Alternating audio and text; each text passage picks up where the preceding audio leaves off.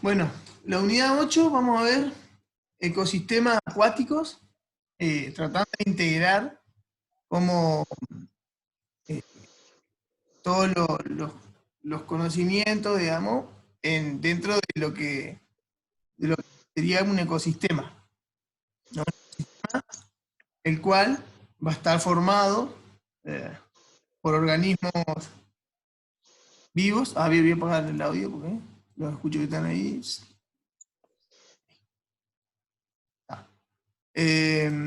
¿Cómo es? Bueno, un ecosistema es un sistema en el cual va a estar conformado tanto por organismos vivos como por el medio que lo rodea, que también se puede llamar abiótico, componente abiótico. Y bueno, la unidad va a estar formada por todos estos organismos y las relaciones que hay entre ellos. Los ecosistemas suelen formar una serie de relaciones que son intrínsecas al ambiente donde se encuentran, y que estas relaciones se van a dar de tipo cadenas, ¿no? De cadenas tróficas, donde la alimentación va a ser que se genere un vínculo entre ellos, y también todas estas cadenas relacionar entre otras especies, formando lo que se conocen como redes también. Pero como definición, entendemos a ecosistema a la interacción de la comunidad biológica en un lugar donde va a estar constituido por factores abióticos. Bueno, en esta gráfica se puede ver un ecosistema, ¿no? Ecosistema, cuando uno habla de un ecosistema, es un modelo cerrado, donde uno va a abarcar en un lugar, un espacio y un tiempo, para definir los componentes bióticos y abióticos que va a haber en ese lugar, ¿no? En esa definición. Porque si no, por supuesto, el ecosistema, si uno no le pone un límite, sería el universo. Bueno, dentro de los factores bióticos y abióticos, tenemos como factor abiótico todo aquello que corresponden a factores físico-químicos del ambiente propiamente, y que, según su palabra, significa que viene del latín sin, y bio, vida, ¿no? Son sin vida, factores que no van a cumplir esas condiciones que tienen los organismos, los seres vivos. Bueno, ¿qué van a hacer? ¿Cuáles van a ser algunos de los factores abióticos? Precipitaciones, temperaturas, concentraciones de distintos solutos que pueda haber en el lugar. Y bueno, todas estas variaciones también, factores abióticos, también van a tener una interacción entre ellos y una correlación, como ya hemos visto en algunos casos, la relación que existe entre el oxígeno disuelto y la temperatura, el pH y la concentración de compuestos nitrogenados, entre otros. Y los factores bióticos van a ser los que van a estar involucrados, tanto vegetales como animales y microorganismos, dentro de este ecosistema. Y bueno, estas especies van a estar ordenadas en una jerarquía respecto a la nutrición de cada uno. Bueno, dentro de los ecosistemas podemos definir terrestres, que van a ser los que van a interferir espacios donde hay suelo. Tenemos ecosistemas acuáticos, que va a ser donde nos vamos a concentrar, que van a ser todo aquel ecosistema donde se vaya a desarrollar dentro de un cuerpo de agua. Y dentro de este tipo de ecosistema acuático vamos a encontrar gran variedad de ecosistemas. Acá les puse algunos como para ver qué tipo de ambiente nos encontraríamos, como podrían ser arrecife de coral, manglares, pantanos, ecosistema acuático, ríos, arroyos. Vamos a ver algunas imágenes de ellos. Arrecife de coral serían ambientes ecosistémicos marinos, en general de zona cálida, a templada, pero preferentemente cálida, cerca del Ecuador, donde hay una gran diversidad de animales, vegetales o otros microorganismos. Los manglares son los ambientes que en general se llaman manglares porque están formados por el mangle, que es un tipo de árbol que tiene la característica de poder vivir en zonas, en aguas muy salobres, y transpiran por sus hojas la sal. Entonces, les permite adaptarse a estos ambientes.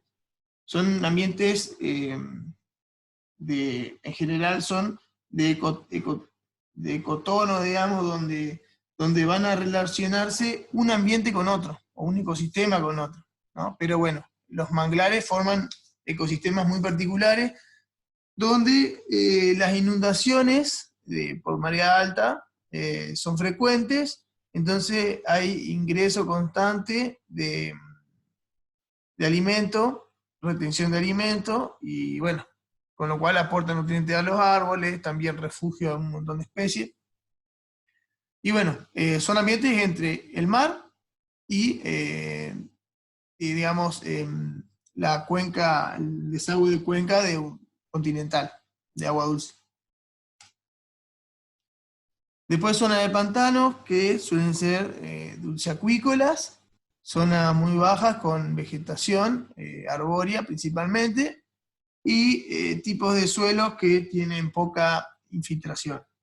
Entonces, generan ambientes en general de baja concentración de oxígeno, ya que la luz no ingresa generalmente no puede ingresar tanto al suelo, no hay tanta remoción de agua, entonces son ambientes bastante inhóspitos para el crecimiento de muchos animales. Este es un ambiente donde puede encontrarse peces, tanto peces, anfibios, pero bueno, organismos que si bien pueden ser pulmonados o tener alguna adaptación en su respiración para vivir en el lugar. Bueno, pues tenemos zonas litorales o de aguas someras, que en realidad sería costa marina, mares y océanos, donde ya el océano comienza, donde la plataforma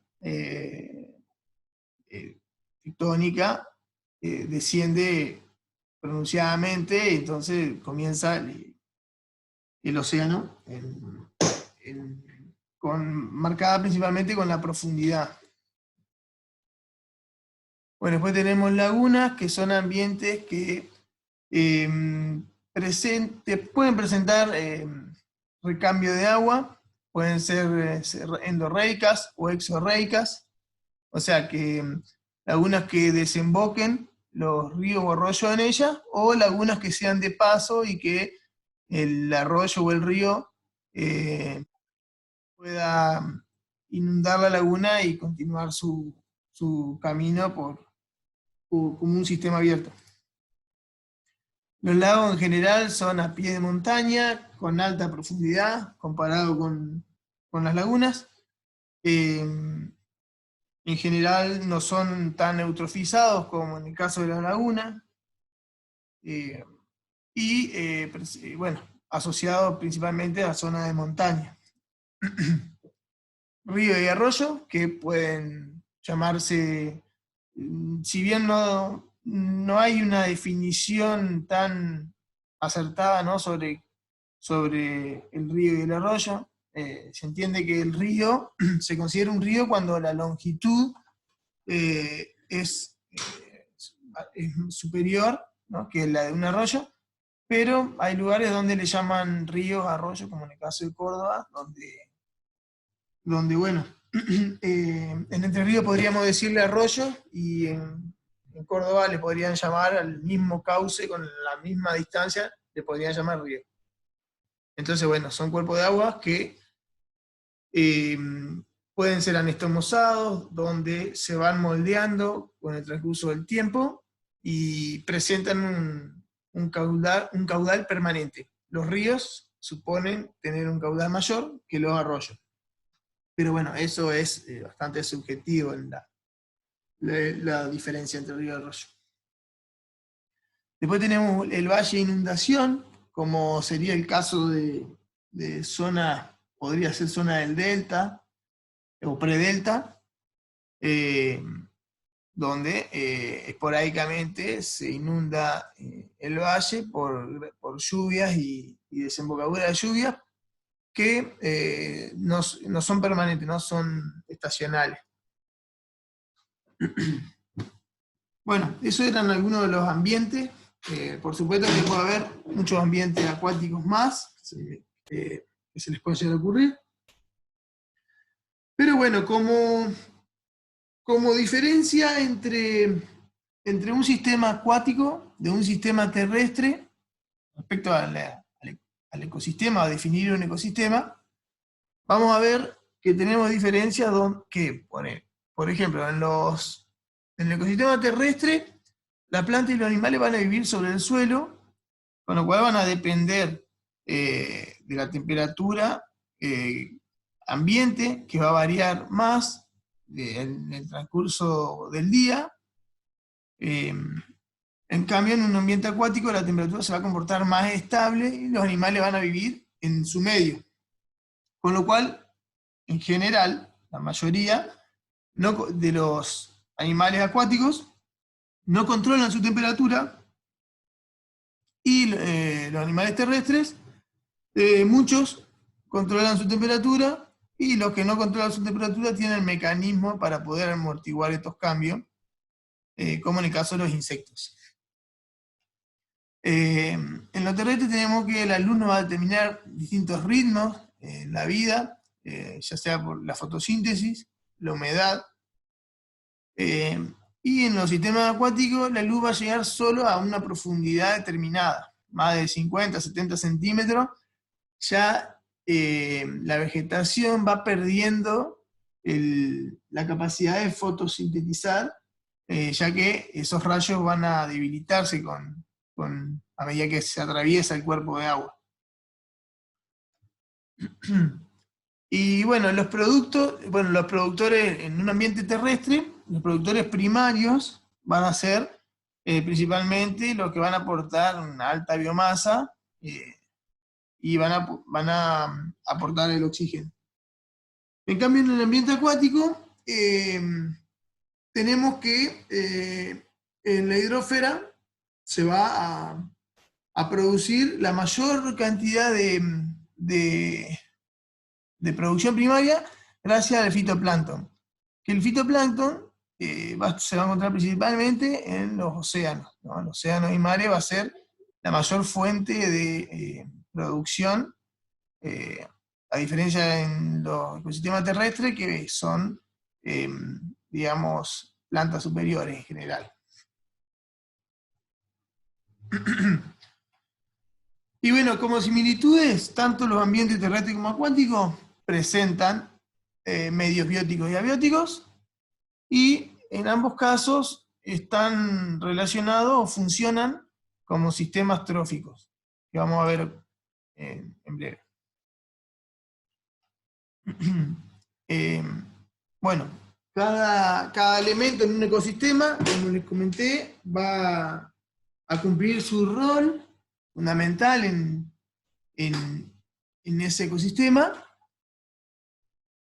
y este rol lo vamos a ubicar en lo que se conoce como niveles tróficos respecto a la nutrición de cada uno, y dentro de estos niveles tróficos podemos encontrar, ¿no? Si buscamos una pirámide, la base son los que en mayor cantidad o proporción se encontrarían en la naturaleza, ¿no? O sea, el mundo inorgánico sería lo que en volumen y es lo que más abunda en la naturaleza, o sea, las rocas, el agua, si se lo quiere considerar como inorgánico, sin formar parte de organismo, ¿no es cierto?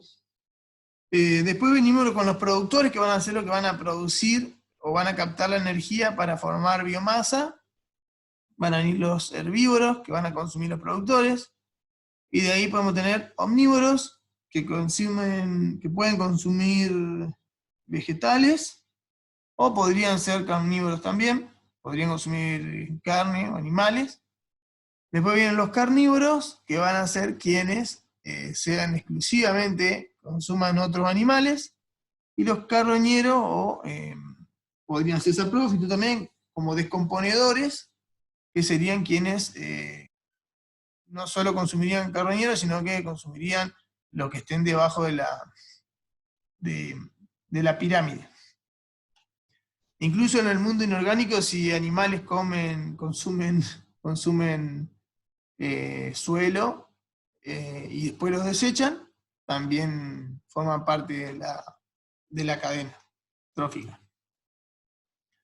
Bueno, una cadena en realidad es una relación lineal donde se determina una especie y la relación que tiene con otra.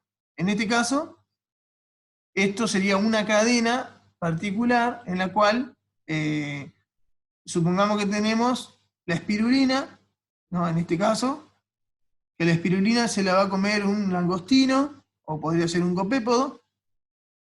A ese copépodo se lo va a alimentar una larva podría ser una trucha. A esa larva de trucha se lo podría, que sería como herbívoro, se lo podría consumir un atún, como un consumidor terciario, o podría ser carnívoro, y así podríamos llegar a un consumidor cuaternario, en este caso un tiburón, que estaría en la cima de la cadena trófica. O sea, no habría otro animal que deprede al tiburón, sino que el tiburón, una vez que muere, se lo podrían comer otros animales carroñeros, digamos. Entonces, bueno, la cadena es esta relación lineal. Pero ¿qué pasa? En realidad los copépodos no solo lo van a comer larvas de trucha, sino que lo van a comer larvas de la mayoría de las especies. Entonces uno busca, después, si se ubica en cada animal o cada especie en particular, si busca sus relaciones tróficas con las demás especies, va a formar una red trófica, la cual nos puede ayudar a entender cuán importante es la especie para un ecosistema determinado, ¿no? Entonces nosotros podemos decir, bueno, el krill tiene una importancia bastante fundamental porque alimenta a las ballenas, a la foca, a los pingüinos, a los petreles, a peces en general, calamares. ¿No? Entonces, ahí nos permitiría a nosotros tener un panorama sobre esta red trófica que se dé en algún ambiente. En este caso, es una red trófica de la Antártida. Bueno, y para ir definiendo cada uno de los componentes de la cadena trófica, o de las redes tróficas, tenemos los productores primarios, que van a ser organismos autótrofos capaces de producir materia orgánica de la radiación, ya sea por radiación solar, o también pudiendo ser algunos organismos heterótrofos, ¿no? Como quimiosíntesis. Luego vienen los consumidores, que vienen a ser heterótrofos, ya que son organismos que van a fabricar materia orgánica partiendo de la materia orgánica que obtienen de otros seres vivos. En este caso, los consumidores van a poder proporcionar a otros animales materia orgánica cuando vayan a ser consumidos por ellos. Bueno, consumidores primarios van a ser los que, bueno, en ese caso consumidores podrían ser herbívoros, consumidores primarios podrían ser omnívoros, también llamados, donde bueno, se van a alimentar de los productores primarios y también van a poder consumir otros organismos, sean plantas o animal, ¿no? Llamándose omnívoros. Bueno, después de consumidores secundarios, terciarios, cuaternarios, le vamos a llamar en este caso, o también se les puede llamar, carnívoros, ¿no? O sea, animales que tienen un sistema digestivo adaptado para consumir carne, o mayor cantidad de proteínas de origen animal. Y los descomponedores, que van a ser en general bacterias, hongos y otros microorganismos detritívoros que van a transformar en energía la materia orgánica que obtienen de los restos de los seres vivos. Bueno, a ver algunos ejemplos sobre redes alimenticias o redes tróficas que se den en un lugar. Bueno, este es similar al que le había mostrado anterior, donde tenemos fitoplancton, siempre en la parte superior porque son fotosintetizadores, entonces necesitan la primer capa de agua para hacer la fotosíntesis. El zooplancton, que consume fitoplancton, entonces es zona de alimentación.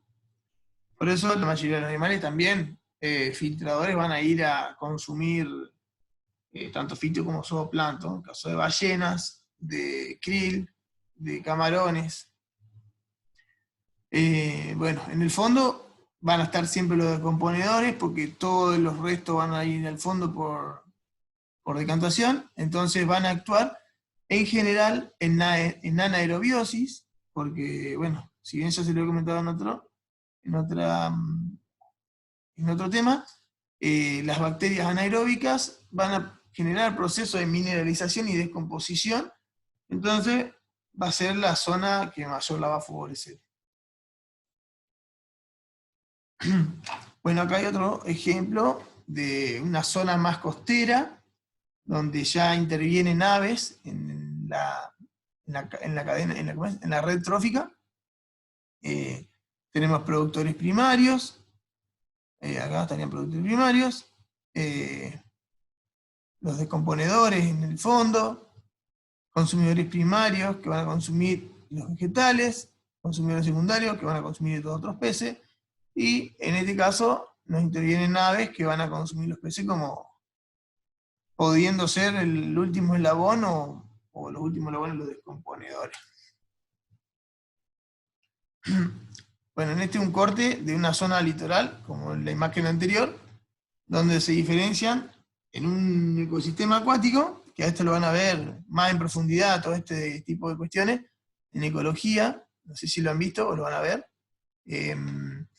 donde, bueno, tenemos una zona litoral y una zona limnética, donde, bueno, zona limnética porque en realidad la profundidad no permite que haya anclajes de plantas. Hay plantas emergentes y bueno, en este caso, bueno, se diferencian los distintos sectores del ambiente del ecosistema. Bueno, respecto a los parámetros que van a afectar en el ecosistema acuático, la temperatura va a ser uno de los factores que va a generar gran impacto en la producción de ese ecosistema, ¿no? Ya que, bueno, todas las especies tienen sus valores óptimos, con los cuales el rendimiento productivo va a ser más eficiente, y para la no para todas las especies es el mismo rango de temperatura óptimo, con lo cual esta variación se va a ir adaptando a lo largo del tiempo. Va a haber especies que van a ser beneficiadas por esta amplitud y otras especies que no tanto. Con lo cual, en zonas que la amplitud térmica es mayor, hay mayores probabilidades de cambios ecológicos, digamos, por adaptaciones térmicas. A diferencia de lugares donde las temperaturas son más estables y las especies logran una estabilidad mejor en el tiempo. ¿Cómo sabemos entonces si tenemos que definir una acuicultura, si es cálida, templada? ¿Cuál sería el clima óptimo para nuestro emprendimiento, para nuestra proyección acuícola? Si tenemos climas tropicales, templados y fríos. Bueno, esa pregunta la van a responder con una imagen y un estudio donde ustedes puedan identificar qué es lo que está pasando a lo largo del tiempo en ese ambiente. En ese lugar, digamos, particular, a ver cuáles son las temperaturas máximas y mínimas. Ese estudio lo deberían hacer en cada lugar particular. Y se debería tener una gráfica similar a esta, ¿no? Donde uno, bueno, esto en el caso de, son 2 días, ¿no? Un día con luz solar, viene la noche, y después un día nublado y la noche. ¿Qué es lo que pasa? ¿Qué es lo que está pasando a lo largo del tiempo con el oxígeno y la materia orgánica y los nutrientes, la disponibilidad de los nutrientes? Entonces nosotros deberíamos definir en qué momento hay mayor producción acá. Lo que nos marca con rojo es la concentración de oxígeno en el agua. Lo que vemos es que cuando llega, el sol se pone en el horizonte, es el momento donde más cantidad de oxígeno va a haber porque las plantas ya estuvieron acumulando oxígeno en el agua durante todo el tiempo. Entonces cuando viene la noche empiezan a consumir y vuelve a bajar. Vuelve a salir el sol, pero como es un día nublado va a haber menor producción de oxígeno. Entonces, bueno, se estima ese cálculo, y a la noche va a haber una baja y seguro que va a bajar más de lo que bajó el día anterior, porque la misma cantidad de organismos que hay va a consumir una determinada concentración de oxígeno. Entonces, es indistinto de que haya más o menos oxígeno en la laguna, ellos van a consumir esa cantidad. Con lo cual esos días nublados son complejos, ¿no? Uno debería analizar qué es lo que pasa a lo largo del tiempo con la irradiación solar a lo largo de todo el año, independientemente de la temperatura y relacionado con la temperatura, ¿no? Porque la temperatura se relaciona con el oxígeno disuelto, entonces a esta gráfica le podríamos sumar la del oxígeno. Y en la línea punteada azul muestra la cantidad de materia orgánica que hay disponible en el suelo, que bueno, lo que se ve que en realidad se mantiene dentro de todo estable, a pesar de un día nublado, digamos, el consumo va a estar relacionado con la producción, con la luz solar, ¿no? Porque para que la materia orgánica sea asimilada por los productores primarios, necesitan de luz solar para que produzcan su fotosíntesis. Entonces, va a haber un leve descenso del aprovechamiento, pero no va a ser significativo como lo es en la concentración de oxígeno.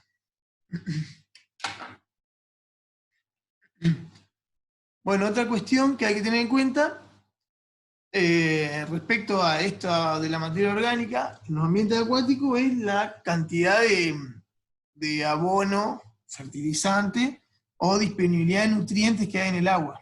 Nutrientes que van a ser esenciales para los productores primarios.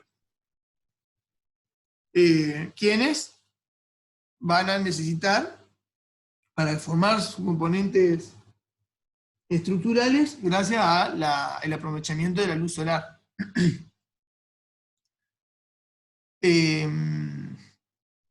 Bueno, estos fertilizantes o abonos van a venir de distintos lugares, ¿no? Van a venir ya sea de la vegetación acuática que se vaya a descomponer en el suelo, los desechos de los animales, peces por ejemplo, u otros organismos que haya en el agua,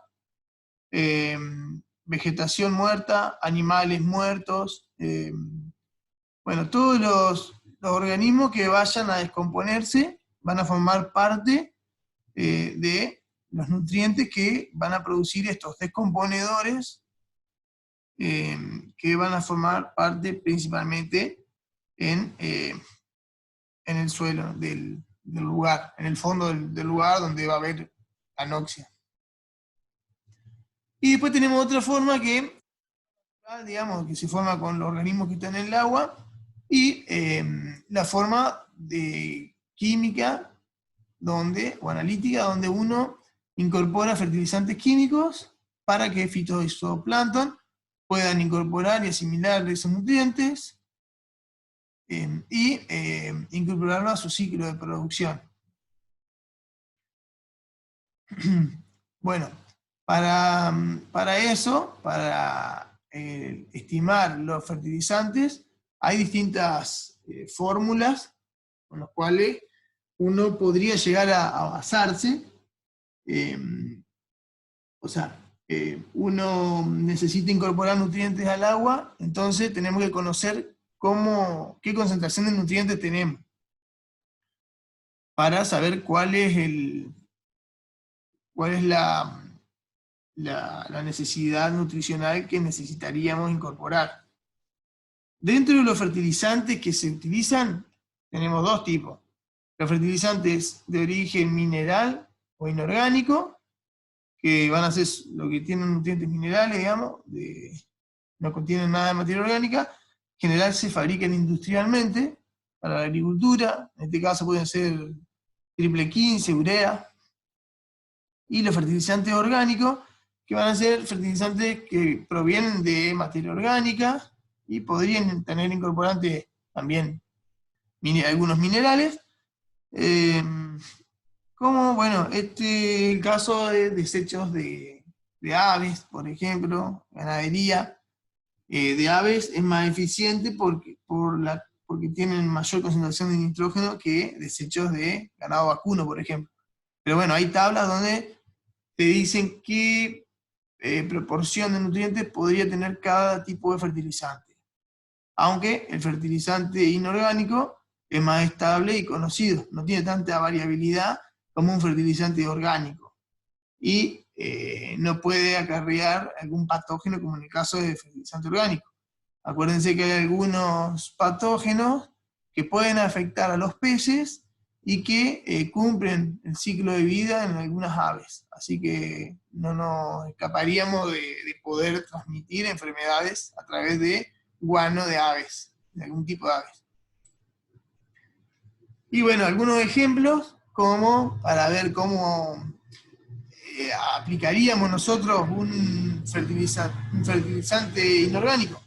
Suponiendo que en el agua nosotros medimos la concentración de fósforo y nitrógeno y tenemos 0,1 miligramos por litro de fósforo y 2,8 de nitrógeno. Entonces, tenemos un químico que se llama superfosfato al 20%, y queremos saber qué cantidad tenemos que agregar de 1 metro de profundidad si queremos lograr las concentraciones mínimas aceptables, que son una relación de 1 a 7. ¿Ah? Entonces, nosotros tenemos 0,1 y 2,8, y tenemos que lograr 1,7. Le vamos a agregar superfosfato. Sabemos que el superfosfato del 20%, cada 100 gramos, va a tener 8,8 gramos de fósforo. ¿No? Entonces, si nosotros hacemos 2,8 dividido 7, nos van a faltar, que sería la relación 7 a 1, nos van a faltar 0,4 miligramos por litro. Tendríamos que incorporar. Pero como tenemos 1, nos van a faltar 0,3. Entonces tenemos que agregar 0,3 miligramos de fósforo. Para eso sabemos que 1 hectárea tiene 10.000 metros cúbicos, ¿no? Son 10 millones de litros, y 0,3 miligramos por litro, que tendríamos que agregar, nos va a dar una concentración de 3 kilos de fósforo por hectárea. Entonces, si 8,8 gramos de fósforo estaban en 100 gramos de solución, en 1 hectárea vamos a tener que agregar 34 kilos de superfosfato. Esa sería la respuesta en este ejercicio, ¿no? 34 kilos de superfosfato. Bueno, acá le hice otro ejemplo similar, lo mismo, ¿no? Donde tenemos que lograr una concentración 1,7, pero al revés, el superfosfato al 20%. Bueno, se los paso rápido, para que lo puedan hacer después si quieren. Bueno, para aprovechar este tipo de, respecto al abono orgánico, lo que se hace mucho es aprovechar los cultivos y hacer cultivos mixtos o policultivos, en donde se relacionan distintas especies y una especie se ve beneficiada con los desechos de la otra. Por ejemplo, este es el caso de cerdos que están en jaulas y los desechos de los cerdos son alimento para algunos peces. Este es el caso de los pangasios. No es el caso de un pez cerdo, pero... Bueno, después otro caso sería tener una laguna donde uno puede tener patos, y esos patos van a también generar desechos, van a escarbar el fondo,